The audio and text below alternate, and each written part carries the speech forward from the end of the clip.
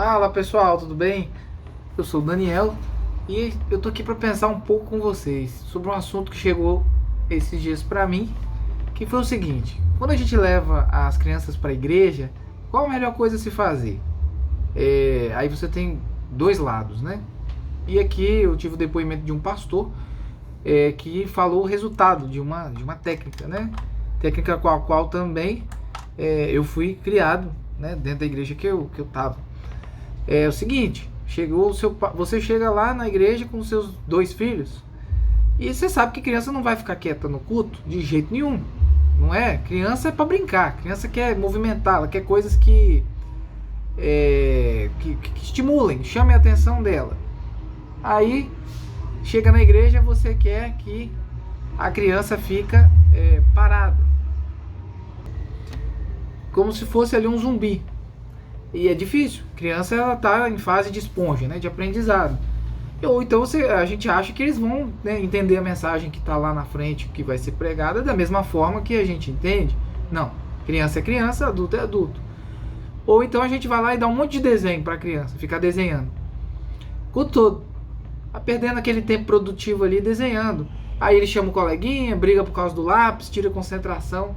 E de novo, você pai, você mãe não consegue prestar atenção na mensagem.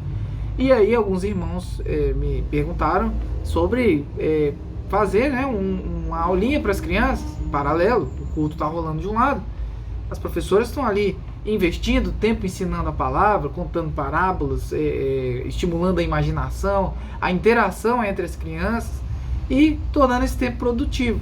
E aí, qual a sua opinião? Bom, eu não preciso nem manifestar a minha, né? É claro, é óbvio que o tempo produtivo que as crianças vão ter, né, até mesmo fazendo um piquenique que seja ali naquele horário e aprendendo a compartilhar e tudo mais. É claro que esse tempo é muito mais melhor investido se você colocar as crianças para aprender alguma coisa. Então, assim, ainda existe gente que acha que as crianças não pode ficar no pátio, claro, fazendo bagunça. Mas também elas vão ficar dentro da igreja fazendo o quê?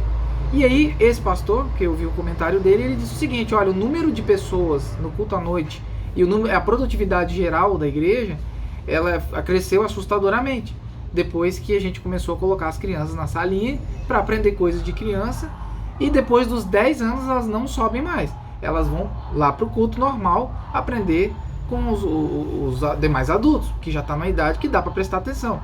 E por incrível que pareça, foi exatamente nessa idade que meu pai me pegou um caderno e disse o seguinte: a partir de hoje você anota os sermões que vão ser pregados e você faça observações sobre os sermões.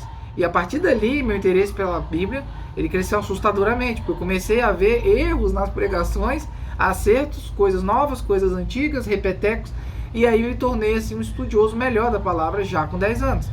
Então, se você quer um filho, uma filha, que tenha conhecimento teológico suficiente para poder ter uma família, consolidar uma casa, um patrimônio, um imóvel, vamos dizer assim, um lar. Se você quer que seu filho consiga fazer isso lá na frente, a hora de treinar é agora. Sabe por quê? Porque tem países que agora, aos 8, 9, 6 anos, as crianças estão aprendendo já a cortar a cabeça, estão aprendendo a pegar arma.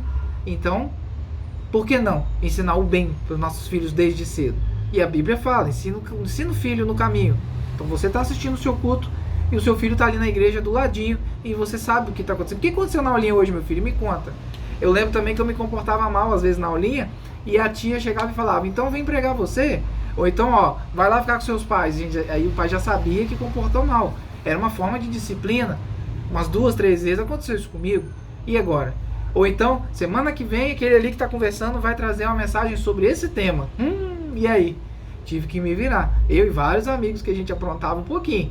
Mas essas são formas de disciplina infantil e didática que fizeram a diferença.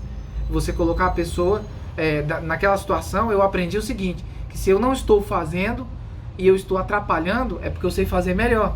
E às vezes não é assim. Então eu tive que aprender.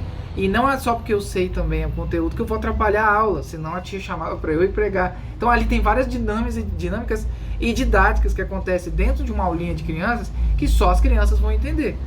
E só os adultos, as professoras vão saber aplicar. Então, se você acha que seu filho desenhando na igreja é tempo produtivo, daqui 10 anos você vai ver o resultado disso.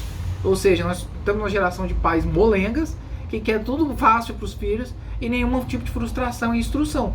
Isso é perigoso. Curte, compartilha e que Deus te abençoe.